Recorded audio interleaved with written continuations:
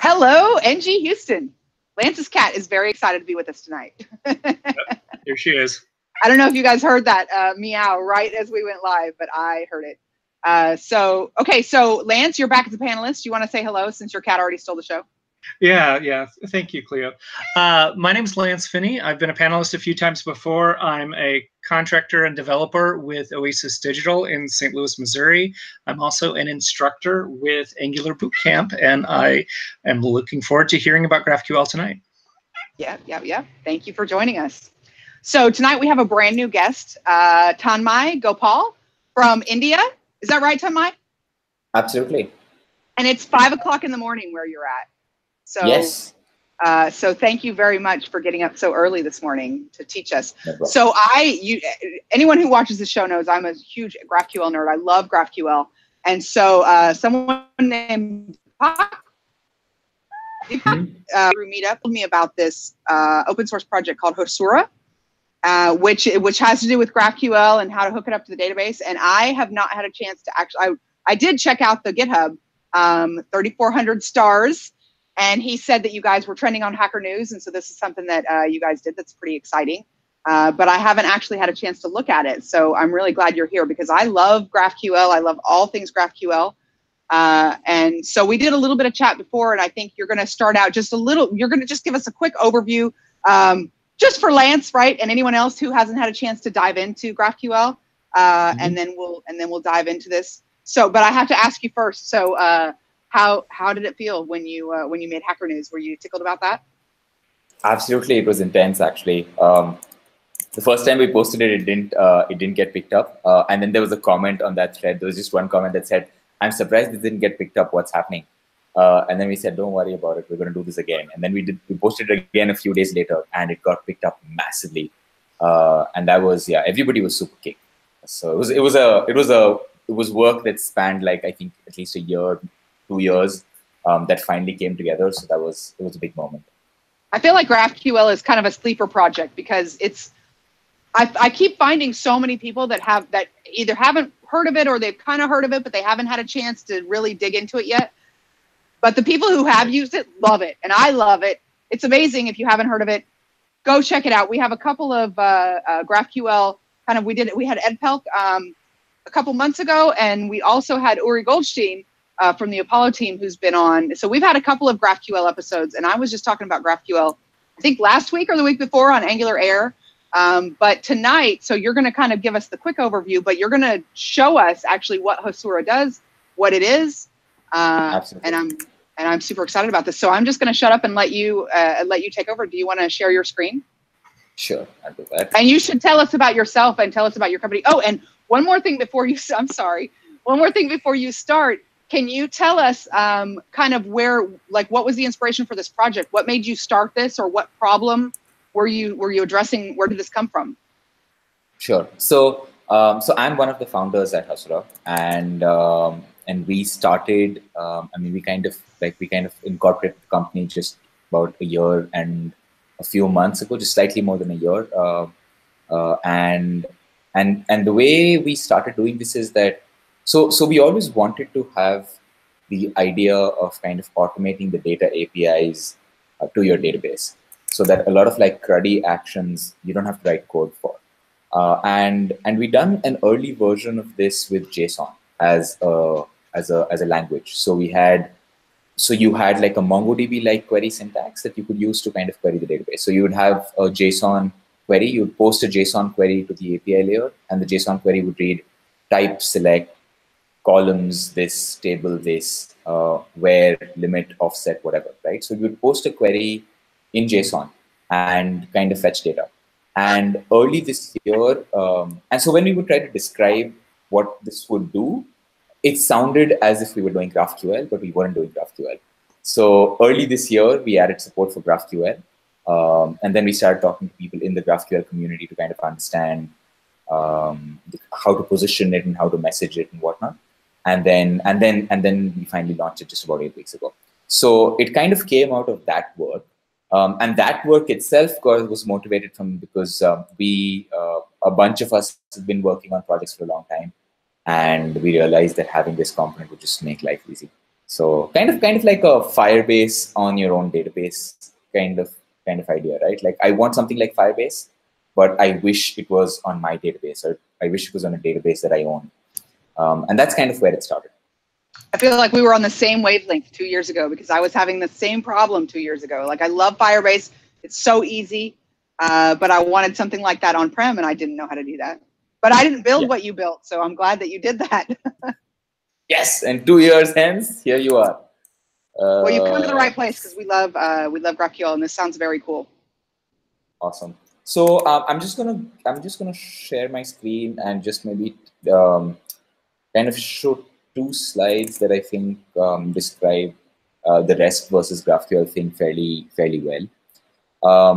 Is my screen visible? Yes. All right. Awesome. So I think the when you think about GraphQL, it's first of all kind of important to understand that it's at the API layer. So it's not it has nothing to do with the database. You don't even need to have a database if you have a GraphQL backend. You could just make up data and respond with data, right? Like just like an API need not actually have a database. An API could read off a file, an API could just respond with some data. So GraphQL is at the same layer that REST is, and similar to where maybe, so you had SOAP XML, REST JSON, and today you have GraphQL over HTTP.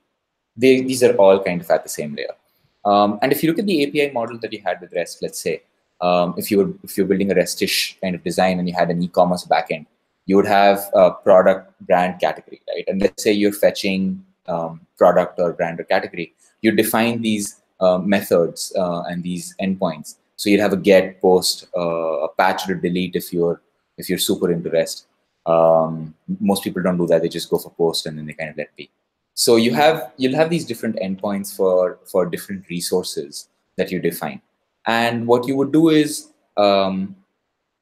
if for example, let's say on the front end, once you had these APIs, the front end developer said, you know what, I need additional information along with my product. I need product with brand. And so you kind of end up adding product with brand as another API that would again have get on it, or some kind of HTTP verb on it, whatever, REST verb on it, whatever you need. If you're going to post that, you could have a post endpoint on that as well. And so that's kind of what that looks like. You have resources, and then you kind of act on these resources. With GraphQL, that modeling is a little different. You kind of think of your API model as a graph. So you say that I have product. A product has a brand. A product has a category. So a product has its own attributes, and apart from its own attributes, it also has a brand, and it also has a category. And then instead of having multiple endpoints for each of those resources, which is kind of convenient, instead of having that, what you do is you have one endpoint, but you kind of write a query to that endpoint. Very similar to how your backend service talks to a database, right? Your database has one TCP endpoint, and then you kind of send a query to that TCP endpoint. And that's the same idea here, where the front end is kind of looking at one endpoint, HTTP endpoint, and then posting this query. And this query is in this language called GraphQL. The query could have been in any language, could have been JSON, but it's in a separate language called GraphQL, and that becomes apparent, why it's a different language. But if you look at those examples that I have here on the top, I have an example that says you can fetch the query. You can query a product, and for the product, I want ID and name. So that's a GraphQL query for fetching just the ID and name attributes of the product. I can make a query to fetch the product ID name and the brand of the product and the brand's name, logo, and URL. So that's what the GraphQL query kind of looks like. You're fetching the graph, or on the graph of data that you have, you're trying to fetch information, and you're fetching only those specific attributes. So that's at a high level the kind of difference / mental model of having a REST API, having GraphQL API.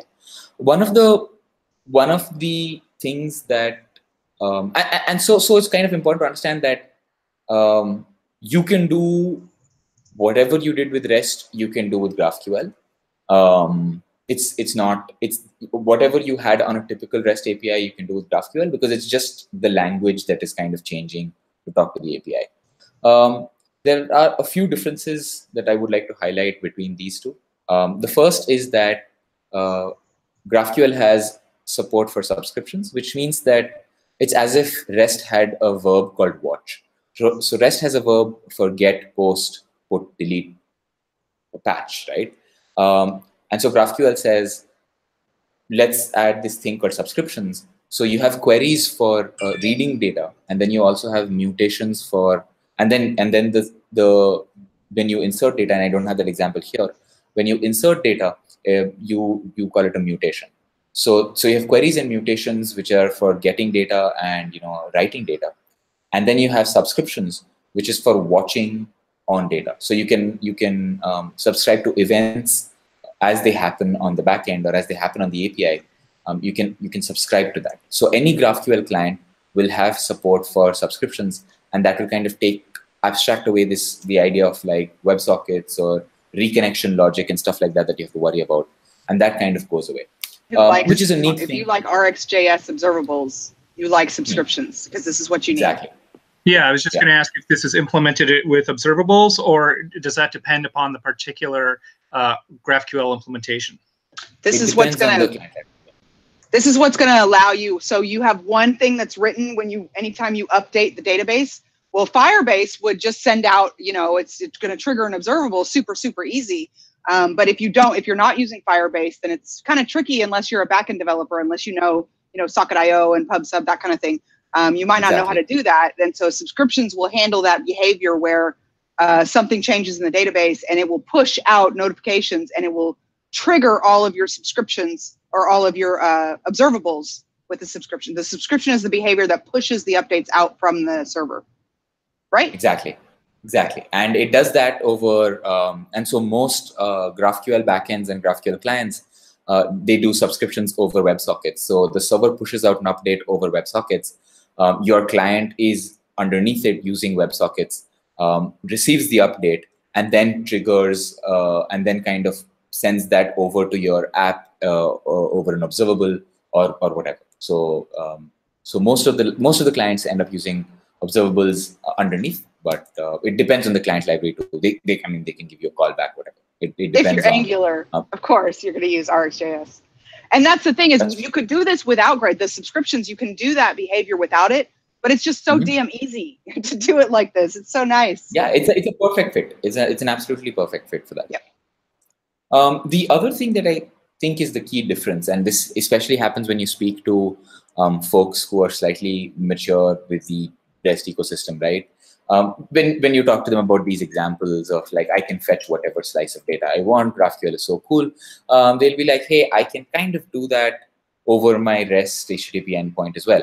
And I was one such GraphQL denier a while ago because for me it was like, hey, I mean, yeah, sure, I don't want to learn this new query language. I could just do this over JSON, or I can have a get parameter that has like question mark attributes equal to a comma b comma c, and then I'll only fetch a comma b comma c, right? I'll only fetch the information that I want, and I can kind of get the same benefit of GraphQL where I'm fetching the precise slice of data, I'm not fetching extra data, or I'm fetching multiple pieces of information in the same API call. I can kind of do that by extending the way I use my existing REST APIs.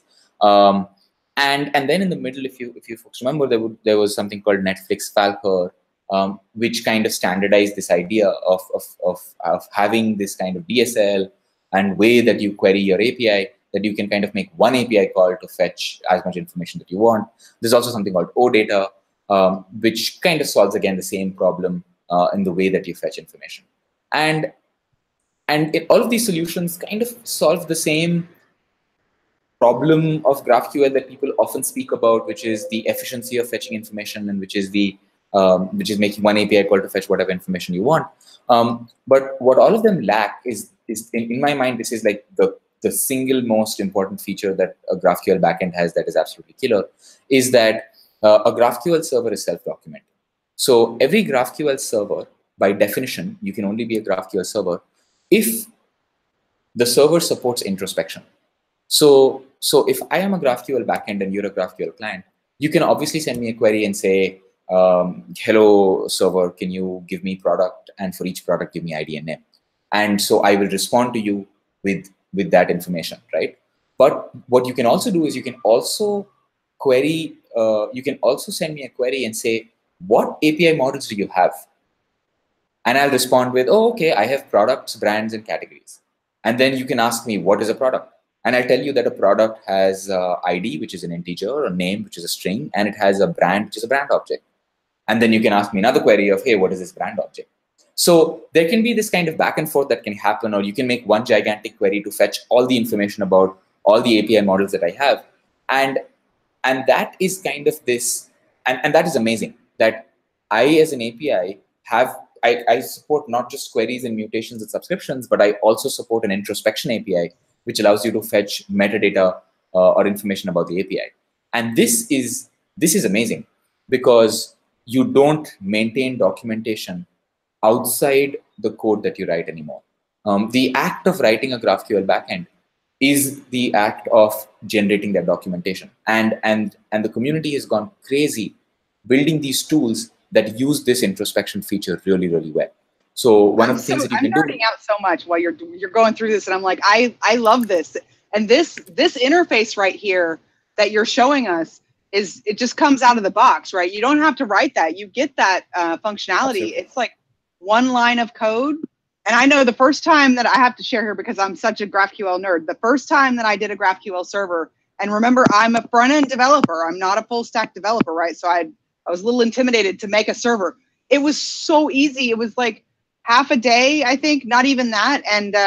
And it was only about 15 lines of code, including this graphical, which this is like one line. Embedding this graphical thing. Yeah, I don't want to interrupt you, but I'm like so excited about this because you're absolutely right. And it's the server, you say server, but I don't want people to be intimidated because it's not a lot of code. It's not. It's a little bit, you need to wrap your head around the model a little bit, but once you do, I mean, and anyway, that's kind of, that's the backend developer's job. Like, let them make the API, but the front end developers basically have a ball because we just get this like graphical interface, which just has all the documentation, autocomplete, everything just built in. And the tooling is continuously improving, right? So for example, your IDEs, you're using WebStorm, you're using VS Code, or you're using Sublime or Vim or whatever. People are building tools that, when you kind of make that API call in your code and you're writing that code out, when you write that query out, the IDE is continuously validating those queries against a backend. And so you're getting autocomplete, you're getting like those little red underlines that tell you, hey, you know what, this field doesn't exist. If you're working in a typed language, especially if you're doing stuff with Android, with Java, you need to write a lot of boilerplate code every time you use an API. You need to write a request and a response, and then you need to take that response JSON and you need to map it to a Java, to a Pojo, to a Java class, and then you're like, after doing that for like 10 API calls, you feel like shooting yourself in the head. Because you can't auto-generate this for REST also, right? Because nobody actually has REST. Everybody has REST-ish, because REST was a style guide. REST was not a standard. It was not a tight spec, right? It was like a recommendation, and then people did whatever they wanted to do. And so you can't auto-generate. I like you, Tanmai. I knew you were going to teach us something, but I didn't know you were going to be funny. So sorry, you're cool. I'm going to go on mute and stop interrupting you. No, that's okay. Go for it. That's no problem. And so that's really killed it for GraphQL, right? And that's really been amazing for GraphQL because this tooling has just continuously improved. And we launched this tool a while back called GraphQL.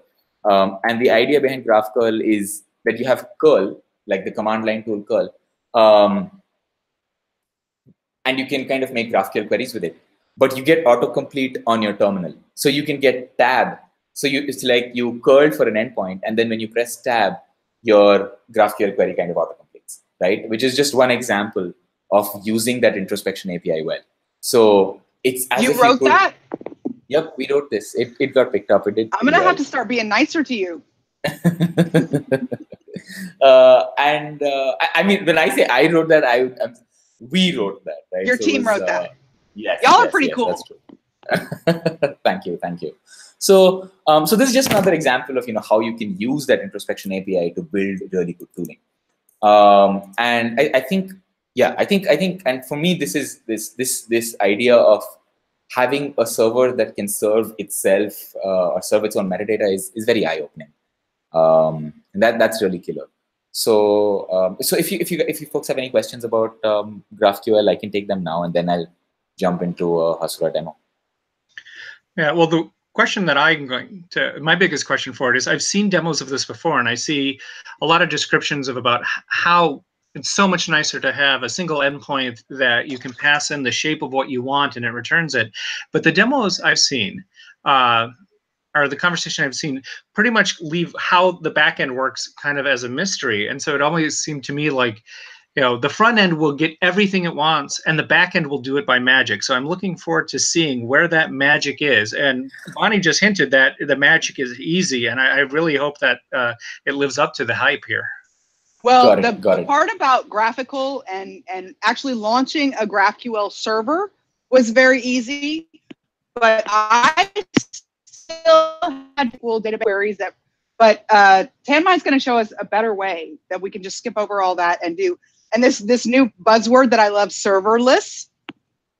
So yes. So everything that you've covered so far is the stuff that I already know, but then actually how to set up that serverless database is the part that I don't know. So I'm pretty excited about this. I think, and I think though, Lance, that I unfortunately won't go into too much detail about the. At a high level, I will, but like at a code level, I won't on how the backend is written. But you're right. I think you're absolutely right that a lot of intros to GraphQL kind of leave out how the server is written.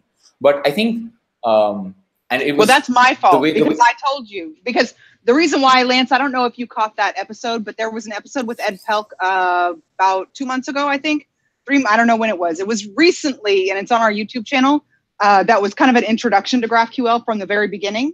And so that would be and that's why I told him, since we already had an intro to GraphQL recently, that he should not cover that too much. So that's my fault. Yeah, but you should definitely check that one out. Yeah, I'll go check. But not right now. You can stay here with us and see this part. But at a really high level, the way I would put it, Lance, is that when you write a REST server, right? What you do, or a typical like a REST-ish backend, what you do is you take endpoints.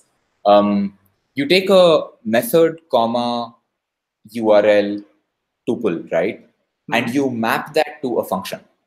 So you say, if I do get, comma, slash API slash one slash product, right? You map that to a function. That's essentially what your backend does, right? It's mapping these endpoints to functions, right? And then whenever there's a request on an endpoint, your framework delegates it to the function responds with data, right?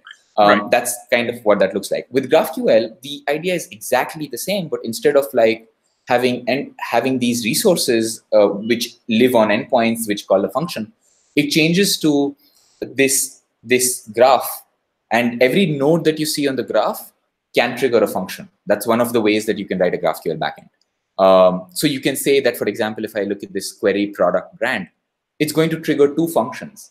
And these functions are called, so they're called controllers with MVC, but you can call them, resolvers on GraphQL. So you say, I have a product function, and the product function knows how to get ID and name. So the product function will know how to process the product node, and you know what to do, whether to fetch that value from a database, whether to just make that value up on the fly. And then there'll be a brand function. The brand function will get called.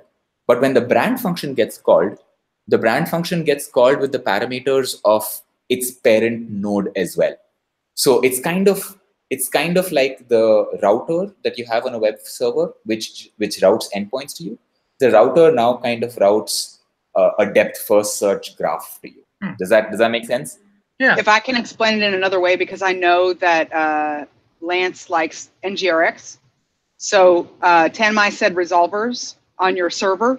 So and this is something I talked about on Angular Air, right? I was super frustrated because I learned NGRX and I was really excited about it. And then I started using GraphQL, and Uri said I didn't need all that NGRX because the GraphQL, the Apollo would handle the state management for me. which is a completely different episode. But the point was, skipping ahead to the end of that episode, was when I ended up moving all of my resolvers to the server, but the code looks the same. So the resolvers he's talking about would, return a function when you do that query is very similar to what the code that you're writing right now for NGRX would be. That resolvers, it's just moved to the server.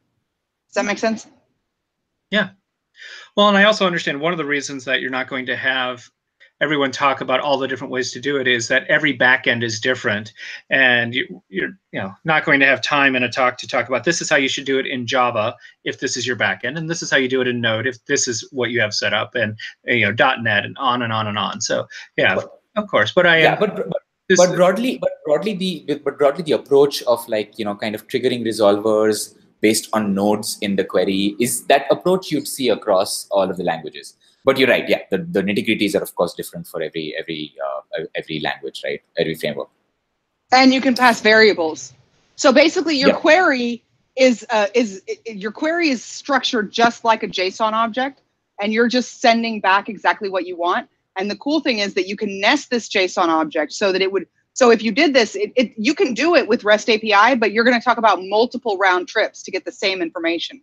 So it takes all of your multiple round trips and it just bunches it into one trip, and you can have a nested query which looks exactly like a JSON object, and you can pass variables at multiple levels in that query at the same time. It's super cool. Don't get me started. So I think I'll go over some examples that might make it more clear. And this is Hasura. Yep, this is us. And what I'm going to do is like a super fast demo. And so what we're doing is we're essentially generating that GraphQL backend for you automatically on a database, so that you don't have to write a backend server basically. And so, unfortunately for Lance, it continues being this magic black box that just gives you GraphQL. Where did it come from? Is still not answered. But I will kind of describe a little bit about how we've written the backend, right? Because that's super exciting as well. So I'm going to deploy this on Heroku, just because I get a database instantly as well. But you can deploy it wherever you want, on your own machine, on Ubuntu, on Mac, on Windows, whatever. And I shall call this the ngHouston. Is that the right? Should I call it ngHouston? I like it, ngHouston. All right. So ngHouston demo. There you go.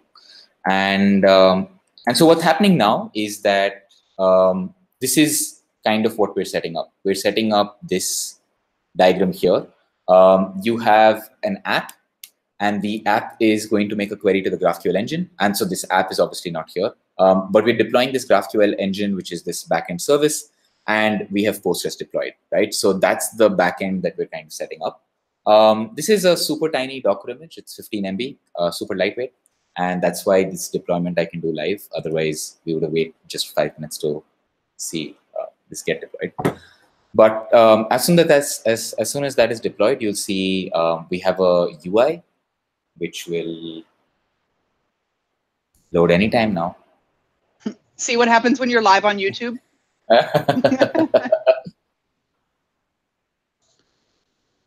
Come on, Heroku. Yeah, there we go. So it's loading now. So what our UI has is it has this graphical embedded into it, which means that this is going to be our API endpoint. We're going to be posting to this API endpoint, and we're going to be posting GraphQL queries to it, right? And so that's one part of the UI. And the other part of the UI is, if you're familiar with stuff like PHPMyAdmin, it's kind of like a database UI. So you create tables, you create columns, you do whatever you do typically with the database, nothing to do with GraphQL, just typical stuff with the database. And the GraphQL server happens automatically. Hold on. You said it was easy and fast, but I didn't know it would be that fast. How did you get from there to here? You went from Heroku? And then you just started this? Yeah, this is basically on Heroku. And because it's a one-click deploy on Heroku, Heroku provisions the database for you as well. So the database is also running. So how did you do where was the one click? This one click on the website, which says deploy to Heroku. Yeah, I missed that. Okay, so you clicked it on your website and it went to Heroku and it was already ready for you to, and so that was so easy. Yeah, and that's that when was I so entered easy the name. I missed it. And so that's it. So I kind of create a table. Let me just give you a few examples. I set up an auto-incrementing ID. I can do whatever I do typically with the database here.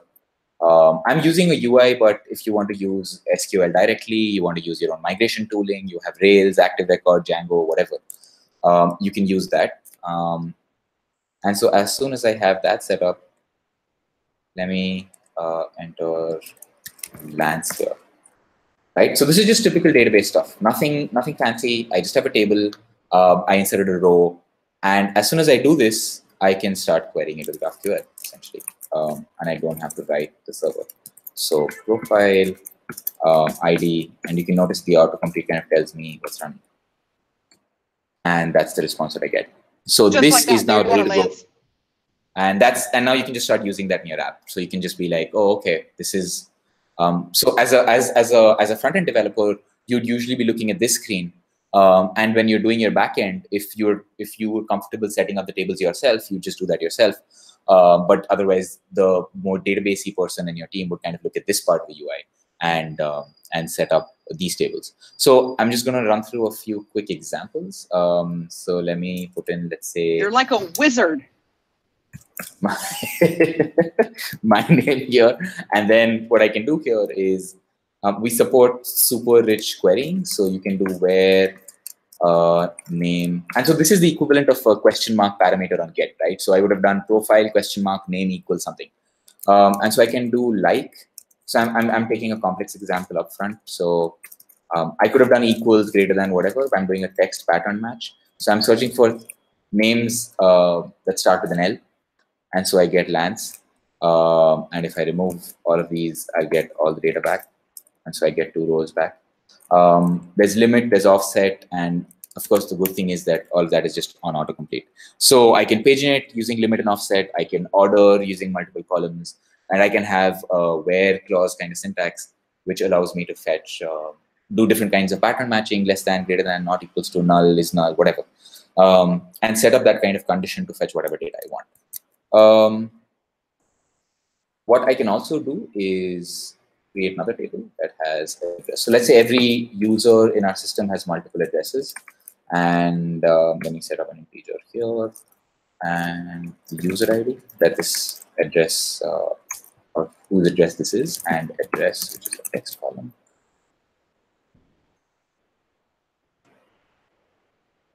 And Lance said that you were based out of Missouri, is that right? Good memory, yes. There you go. And now you're on the internet, so that's just your address now.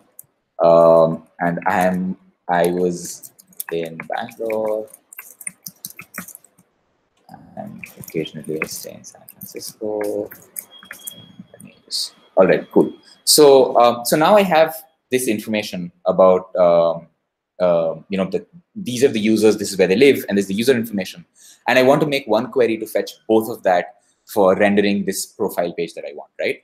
And what you do on a database is that you typically set up a foreign key to ensure that your data is consistent, that for every address you actually have a user ID.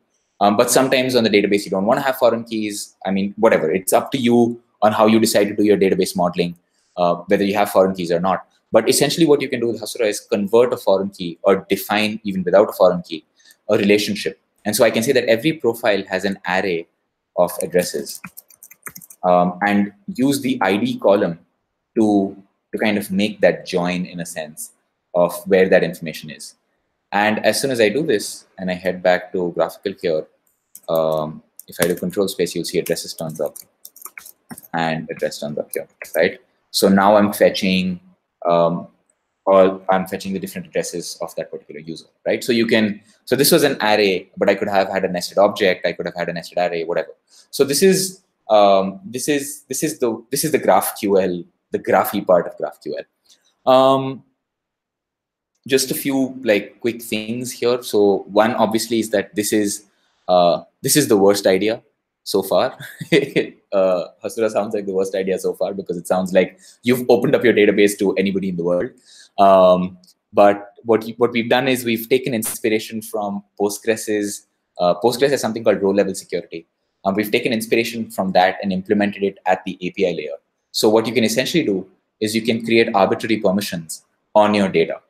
So I was querying, everything is admin right now, which is why I got all the information. But let's say I have a user role, and the user can only select data if the ID is equal to some random session variable ID called Hasura user ID. And this could have been something like auth ID. This could have been whatever, right? So we'll call this user ID. And I want to give this user role access to all columns. I can choose what columns to give them access to, and I hit save. So now what happens is that whenever these headers show up, Hasura role user and Hasura user ID 1, these permissions will get applied to your GraphQL query. And if you notice, you'll notice that there's already a red underline on addresses, right? And that's because when Graphical queried the backend with this role user, the backend said that in your GraphQL API model, you don't have access to this field called addresses because I did not create permissions on the address table, because I only have permissions on the profile table, right? So let me remove that for now, and let me make that query. Now you'll see that you only get data for user 1, right? If I change that to 2, you'll get data only for user 2. If I change that to 20, you'll get nothing because there is no data, right? So that's kind of the way we implement permissions. The permissions can become arbitrarily, the system can be arbitrarily complicated. Let's just take another random example of, I have a multi-tenant whatever app, and I have something called an org ID. And so everybody belongs to org 1. And let's say I have another thing where I have org 2, right? And now what I can do is I can create a permission called a manager. Like I have something called an org manager, and they're allowed to look at data for anybody that belongs to their organization, not just their user ID, right? So I can say Hasura org ID. And so now what happens is that I can kind of use that role called manager and use org ID, whatever, 1. And then when I query this, I'll see everybody from org ID 1, right? And that's kind of the way the permission model works. It can be arbitrarily complicated. This information comes in from your authentication system. So you can integrate Hasura to work with Auth0, to work with Firebase Auth, to work with Passport.js, to work with whatever you want, because we don't care about how the authentication happens. We just care that the authentication happens somewhere. And then when you contact Hasura with a token, Hasura will reach out, will make a webhook call with that token to your authentication system. And your authentication system has to exchange that token for these kind of authentication value or authentication headers. And then it'll inject that into the query that is being made. And the way we've implemented this. Yeah. Can I jump in for a minute? I just want you to, because I'm very excited. I think this is cool, but I just want you to slow down a little bit because we have a lot of beginners watching. And Lance, did you have any questions about this? No, nothing right now. I mean, definitely. Well, yeah. I mean, it is interesting how you're talking about it integrates with other systems. And at this point, I don't have experience much with those other systems, so I don't have a good question about how to do the details of that. Overall, though, this is looking pretty interesting. I wish that the backend for the application I'm working on were amenable to doing something like this, but for reasons I don't want to and can't go into, it just isn't. I love this because there's so many projects that I've worked on that were either proof of concept or, something that I was trying to see if this is going to work, or, a project that I'm kind of thinking about or maybe haven't committed to yet. And when I'm starting on a project, especially if it's a project that I'm not 100% committed to, I love to be able to just spin something up like this quickly. And this is beautiful. Can you go back for a minute to the relational, what did you call it? Manual relationships? And just talk for a little bit, but because I love this, and as soon as you did this, like I've done this is a GraphQL thing, but I think if you haven't seen this before, this is kind of a significant thing, right? Yep. Did you catch this the first time through, Lance, what he just did? I thought so. Can you do it again, Tanmai? Sure. And so let's say we have some additional information about a user. Let's say email let's say address. every user has a car. Or okay. that, yeah. Yeah, okay. So every user has a car, let's say. And so every car has an ID. And then let's say every car belongs to a user. And then let's say there's something like the description of the car or whatever, right, which is a text column. And now we know that every car just has so there's only one entry per user, or something to that effect. In which case, what I can now say is that I can create a relationship from the profile node in my graph to the car node in my graph. So right now, if I look at the GraphQL schema without relationships, I can't query for car inside profile. I can query. This is what allows you to nest it. So if you were doing this in REST API, this would be a lookup field, and you would have an array of IDs. You'd have a unique ID for each car, and then you would have an array. And the significance, at least for me, correct me if you disagree, Tanmai, but for me, the significance of this is that this having that relationship and nesting that query means that you just skipped a round trip and did not have the I always use the example of like Netflix, or because he said Falcor, right, was Netflix or Amazon. Customers who are looking at this also looked at these other things. So anything that's related, you're going to be able to fetch that all in the same query without making multiple round trips to your database. Exactly.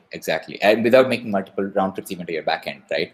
And I think that is one of the, that's one of the key things behind this implementation. When Lance asked, like, how is the backend built? So our backend is built actually very differently from how you typically build a GraphQL backend. And that's because what we're actually... Yes, have you ever seen The Wizard of Oz? There's like this guy behind the curtain, and there's a character that stays behind the curtain. I'm that little character, this little balding wizard that's kind of showing you this magic. You have seen it.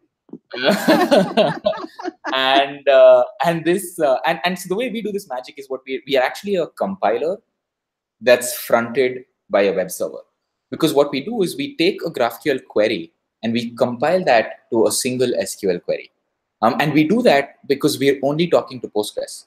You wouldn't do that for a GraphQL backend that you write. Like when you wrote a GraphQL backend, and let's say you had this query where you had profile address. What your GraphQL query would be is your GraphQL query would, your backend would have a profile function that would go look up the database for profile.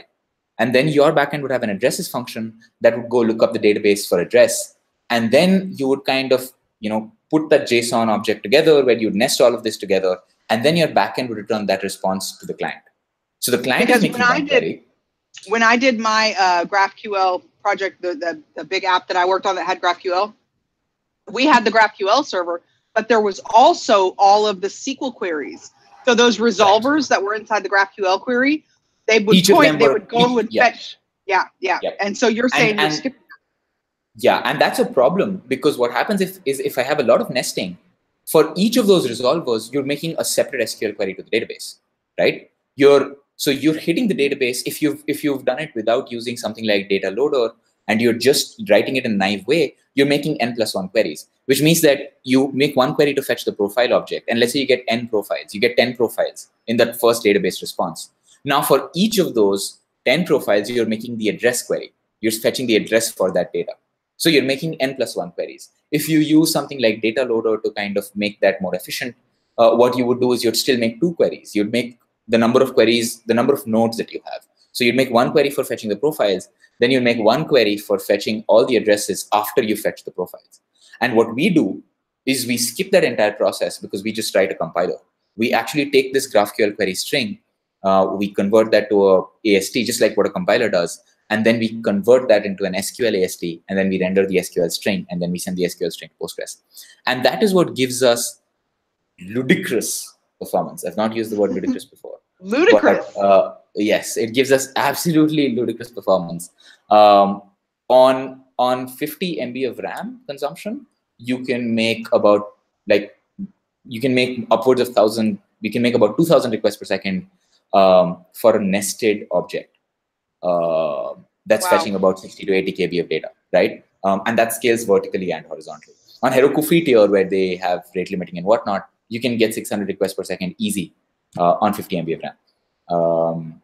And so that kind of performance we get because of, especially on nested queries, right? Because of that approach that we've taken of compiling that query, right? And that kind of makes it super fast. So so with that said, I'm just going to jump into a few other quick examples, and I'm going to show you an example of how this works on an existing database. So what I'm going to do is I'm going to connect to the database directly. So this is my database kind of connection string, and I'm just going to hop over to my terminal, and so that's me connecting to the database directly, so Postgres directly, and those are the tables that I made on the UI, and those tables that I made on the UI are in the database right now. What I can do is I have an SQL dump file. This is an existing database. So I'm just trying to simulate a condition where we have an existing database and we want GraphQL on that existing database, right?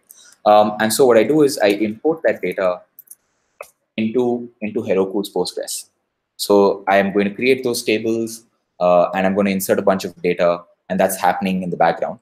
I'm just going to quickly show you what the schema of that database is.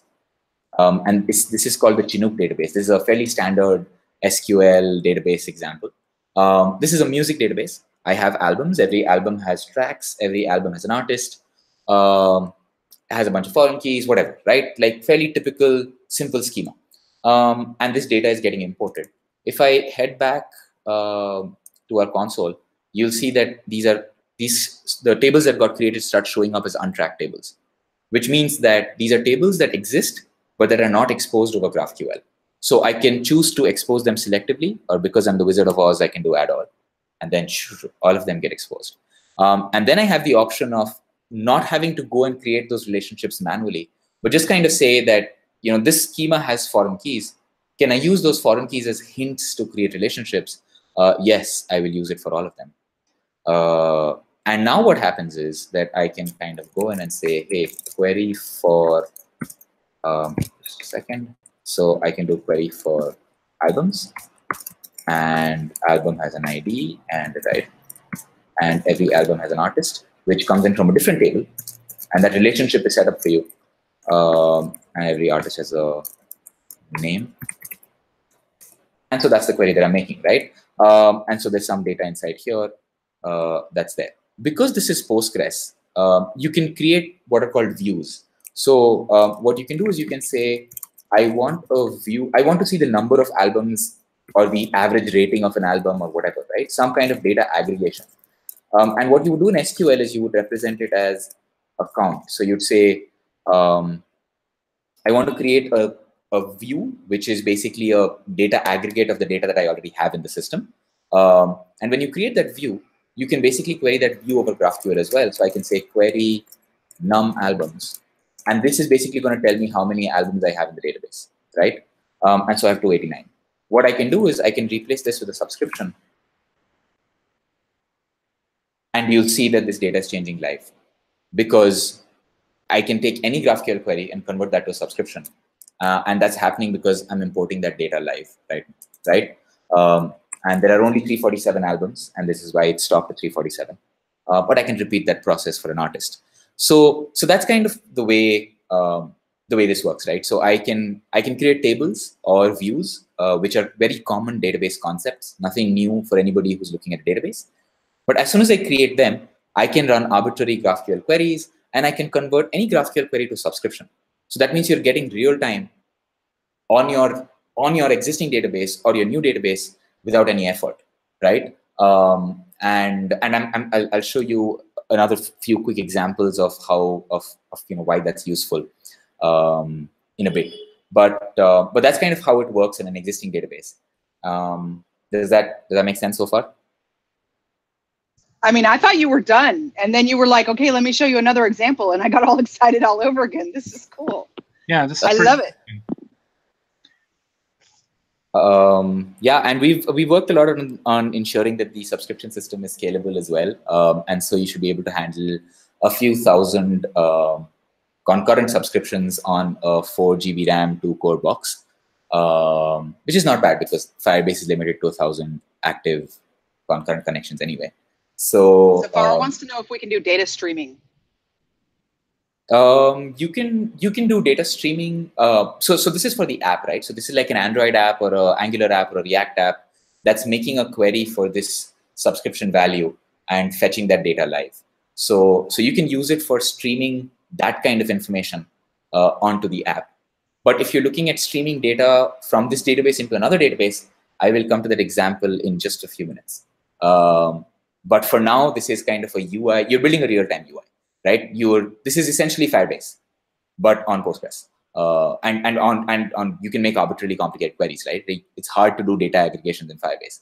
Like I want to find out the average rating of a particular track, or I want to find out the maximum number of, or the average number of cars that every user has, right? So when you want to do these kind of complex data aggregations, it's just super easy in SQL. There's 20, 30 years of information on how to do it. And so then you take that information, you copy paste that here, and then you can start querying it with GraphQL.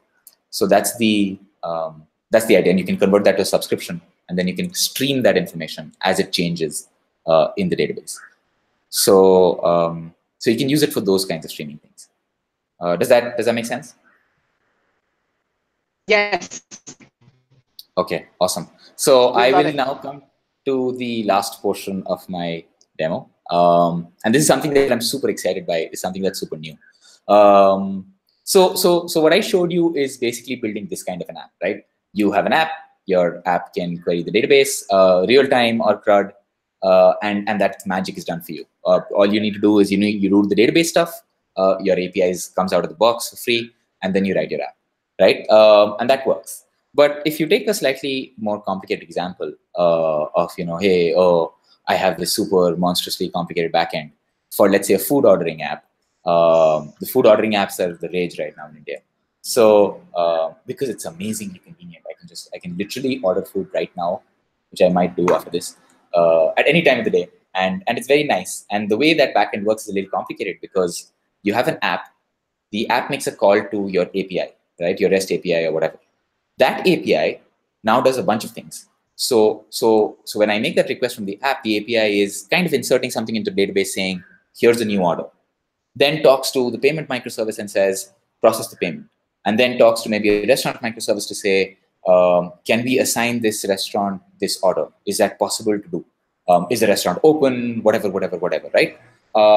And then if all that is done, then let's assign a delivery person for actually shipping this order to the consumer or to the user. And that depends on the location, the rating of the delivery person, this, that, whatever. So there's a bunch of things that happen on the back to fulfill that single API call. And then when all of that is done, I get that response in the app, right? That's kind of how you're building applications traditionally. And the problem with that is that and obviously this doesn't really happen, this happens only when you start maybe building things out, is that if you implement it in a naive way, what you would do is any failure anywhere in this backend, let's say, for example, the payment service times out. And now what do? Does your API logic roll back the information in the database? Do you keep retrying till eventually the payment service says we're done? And what if you can't retry more than 5 times? What if you are processing an order and the restaurant said yes, they can take this order, and you were just about to start the delivery step, but then because you had amazing CI/CD automation, somebody triggered an update and your API layer restarted. And now what? You lost that information. So your API layer restarted. Now, do you remember that you were on step 3 of the workflow? Do you remember that you've already done the database stuff, the payment stuff, the restaurant stuff, and you have to only do the delivery stuff? Where is that information, right? And a lot of these failures happen in this kind of system. And what people do is they end up moving to an event kind of design. And that's what we want to make easy for people, right? So in the Hasura way of doing things, it would look like this. And this is something that we just launched like last week. We had a TechCrunch announcement and whatnot on serverless event triggers. And the way we look at applications are that your app is just making really simple queries to the database. You're writing data, you're reading real-time data. You're just doing that. The database and the Hasura system will emit events and trigger microservices or serverless APIs. And so you trigger those serverless APIs, and then those serverless APIs will change the status of the order, and the app will kind of have a real-time subscription to see what is happening to that order. So you place the order, and then you keep watching on what happens to that order, right? So this is very similar to what you would kind of do with Firebase and Firebase Cloud Functions and stuff like that. So, but the idea here is that you have a database that is open source, and you have all of these functions, these serverless functions that can be in any language. It can be a microservice, it can be hosted on Google, it can be hosted on Amazon, it can be hosted anywhere. And the best way to kind of explain this is through a demo. And what I shall do is, let me just quickly rustle up my food ordering app here. All right, so let's. So this is my food ordering app. This is my backend, and I have an order table, and this is where the orders come in the system. And every order has a bunch of items, this, that, whatever. It's just like a fairly standard modeling that you would do for doing this, right? And Lance is super hungry now, and so Lance is going to place an order for some food. And so what we're doing is we're placing an order for mangoes and pizzas. And as you place this order, will you assume I don't know what those other things are? Yeah. That was the assumption. Have you had dosas, idlis, and vadas? I would be monstrously I've had dosa. I have not had the other two. That is awesome. And I shall now launch into a quick segue on what a vada is, right? So a vada is a delicious dish.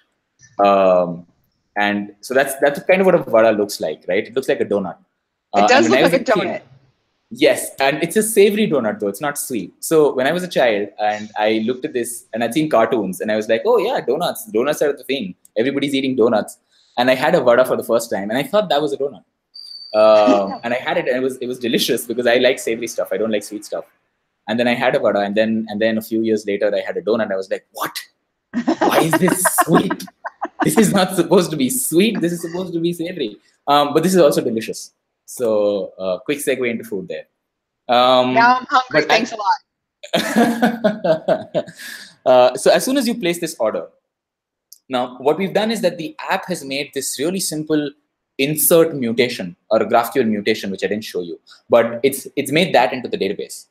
And our system, the Hasura system, has triggered these events for functions that are running on Google Cloud, which I also haven't shown you just because it's the backend side. But these are GraphQL mutation is the same as post. As a post. A query is a get and a mutation is a post.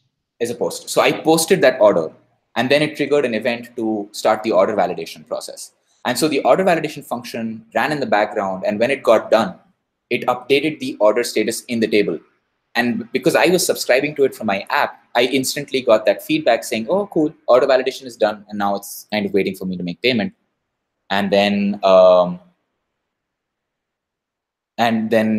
kind of I make the payment, which will happen anytime now. This is the joy of serverless, because one of the problems with serverless is that you have cold starts, so sometimes things are a little slow because Google takes. And if it's ever going to go terribly wrong, it's going to go terribly wrong live on YouTube. Nah, it's not going to go wrong. So the payment process happened and it was a little slow, and that's fine. But once that payment process happens, it comes and it triggers the approval stuff, which then when it happens, it triggers the delivery person stuff. So I have these different APIs, and these APIs are not something that my app is contacting directly. These APIs are being asynchronously contacted whenever things happen on the database. The advantage of doing that is that you can scale for free, right? And now I'm just ordering vadas and mangoes. But I can order 1,000 of these, and it's super easy to scale because I know for sure that the database can handle 1,000 inserts a second. The database can handle 100,000 inserts per second because it's Postgres. And once those orders are registered, they are just going to trigger the right kind of asynchronous business logic on the back. And so that's my little analytics app that I've built with subscriptions. Again, I just kind of used the order table and I just subscribed to the total number of orders and whatnot and the different statuses to build this. But you see that the red line there is where I placed the 1,000 orders, and the brown line there was the kind of asynchronously all of those orders getting placed, getting validated. So that was the business logic running in the background there. And this happened too fast for me to show you, but let me now try to pay all of these. And so if I pay all 1,000 of these in one shot, not only will my UI update automatically, but my analytics app will also kind of show me that asynchronous processing happening in the background, right? Whenever it kind of kicks in. So I can kind of shut my app, I can come back to my app, I don't have to worry about failure, I don't have to worry about anything. Whenever I come to this page, I'll see the right kind of updates happen gradually, right? And so now that's... Can you go back to that page? And so we're going to see, I'm assuming, because we haven't looked, so it's switching, like it went from restaurant approval to driver assignment, like all of those are updating automatically. You're not refreshing the page at all, which is the whole point of the, and that's what we were talking about was the Zafar in the chat, was you've got those observables that are triggering and firing and updating your UI, and you're not touching anything, and you're not refreshing that page at all. No. Which is that's the whole point of subscriptions, is because it's gonna notify your UI to go ahead and update that without you refreshing. Exactly. And that's exactly how this graph app is built as well, right? I just use Chart.js and I hooked up a subscription, but instead of subscribing to one order, I subscribe to the information of how many orders do I have where validated equals to true, how many orders do I have where paid equals to true, how many orders do I have where delivered equals to true, and I use that to just plot this graph. And then whenever that count changes, I just render a new data point, right? So so each one of those colors is when you started all the orders, when you paid for all the orders, and then as you see all those colors come together, so now all the dots are up on the top line because all the orders have completed. Have gotten processed, exactly. All of them got validated, processed, approved, and whatnot. And the setup process for this is fairly simple. And I'll just show you a quick example of how to set that up. Is you head to the events tab and you create an event trigger, and you say that I'm just going to call this an echo trigger. And you say that I want to listen to changes on the profile table for insert, updates, or deletes. And whenever that happens, call this serverless function or this webhook. And I'm just going to call http://bin.org/post. And it will call this webhook for you whenever something changes. So let's say, for example, I go to profile, I go to this table, and I say, whatever, insert a new row. That event is delivered. That event is delivered to that webhook, right? So if I just open that up, that's the payload that got sent to the webhook. So it said that this is an insert operation that happened on the table, on the database, and on this table, on the profile table, and that's the data that got inserted, right? And that got delivered to the webhook. The webhook responded with just a 200. This is just a HTTP bin, like a URL testing kind of thing. So it responds with the same data that you send it. But that's the system that's kind of powering the order application, right? Whenever there are changes to the order table, I have a bunch of serverless functions that get triggered that do that business logic and that processing that comes back and updates the database if required, right? And we've made that convenient to kind of debug and test, so you can redeliver those events when you're kind of debugging and testing frequently. The delivery is atomic and reliable, so it ensures that every single event in the database is captured. Yada yada yada. Lot of like grunt work that you need to do to set up an event capture kind of plumbing. That is not required. That kind of gets taken care of out of the box with the system. So that's kind of what the entire application looks like. So you had your basic CRUD application, but then you also have your complicated application that's running business logic, but it's doing it asynchronously. And that's kind of how the whole system comes together. I am done now. I am good for questions. Take my money. Oh yeah, is it open source? So it's open source. So it's free. You can't even take my money. How does that end? No, I can, and I'm absolutely open to you to taking your money.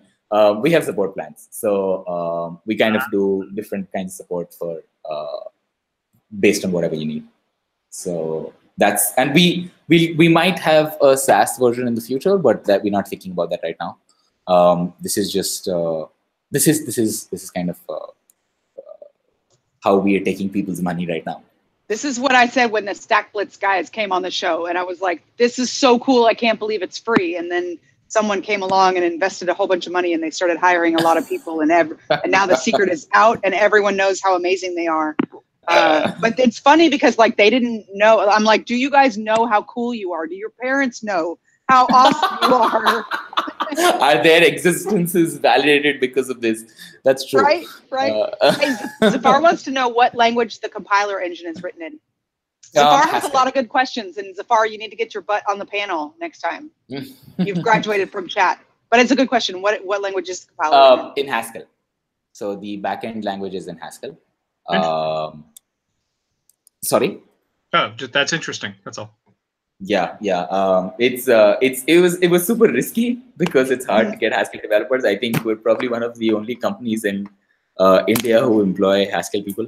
But Haskell is well suited for the job, right? Because what we're doing fundamentally is it's a compiler, and a lot of compilers are in Haskell. A lot of stuff at Facebook is in Haskell, and so that kind of works well. And the performance stuff that we do is made easy as well because of having compiled language which has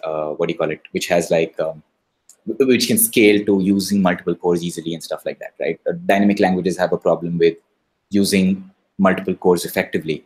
You need to add like a process clustering model and stuff on top of that. So that kind of works easier for us. But I think that choice has worked out well for us because we're able to ship stuff super fast. So if you head to our GitHub repo, every single PR, and I mean, we're shipping stuff super fast. Like we have people who make requests. Like a few days ago, somebody in the morning said, "Hey, can we have support for these Postgres operators?" And within a few hours, we had a release out. And the entire process was super fast. It was all automated. And that's easier for us to write code because we write it with Haskell. So it's easier for us to write stuff that is bug-free, whatever. But it's also very cool because whenever we have these pull requests, for every pull request, we automatically generate a Heroku app that anybody can use. And so all of these will have like a Heroku app that gets automatically created and deleted. So you can kind of review that. Anybody can review that, as they're working on it. So even if you want to go make a small change to the console, you just go edit it on GitHub. You don't even have to have the compiler and whatnot set up on your system. Just go change something, submit a pull request. The build will run for you. The test will run for you. You'll get a Heroku app that you can test out manually, and then when your PR gets merged, we'll delete the Heroku app. So all of that kind of automation and making it easy for people to contribute and making it easy for us to keep shipping features is something that we've worked on quite a bit. This is awesome. Tanmai, will you stop sharing your screen so we can see you again? And I got to tell you, because I had never met you before, right? And normally I screen people before they come on this show because I want to make sure that they're cool. And I just, you're a complete stranger. Like I met you 5 minutes before we went live, and I wasn't sure what to expect, but you're really cool. I like you, and I'm really glad that we had you on the show because this has been a really fun show. I love Hasura. I think it's very cool, and I'm really glad that I got to learn about it. And I think you're going to be wildly successful and famous. And thank you. And I knew you before you were famous. So if you can go ahead and send me your autograph, then when you get wild and famous, I'm going to sell it on eBay. And I'll say you heard it here first. You met him here first. This was a super fun. This was such a fun show. And you have to tell Deepak thank you for reaching out to me and making this happen. I will. But you should have brought him with. So next time you need to bring him. Yeah, I need to beat people up to wake them up at 5 though. So it was fun. We had a lot of this. It was worth it. I had a great time. Worth it to be up at 5 because this was a super fun show. And Zafar said this is great stuff. And we'll have a lot of people. So later, if people go and watch on YouTube later, obviously they can find you Hasura.io, and then it's also Hasura HQ on Twitter. And do you have a Slack channel or anything like that for people to? Well, it sounds like if they have questions, they can go on GitHub, and you guys are pretty responsive for now. Because what's going to happen is as soon as people start using this, then you'll have millions and millions of users. You'll forget all about us.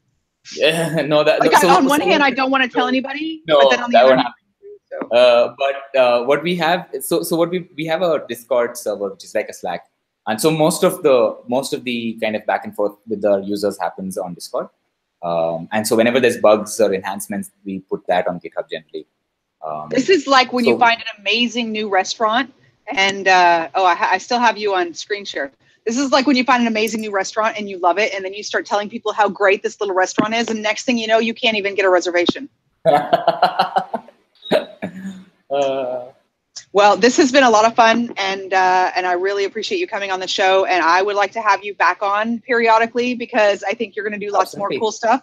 So anytime you have updates or you want to, I'm assuming you're going to keep on building new features and you're going to keep on building really cool stuff.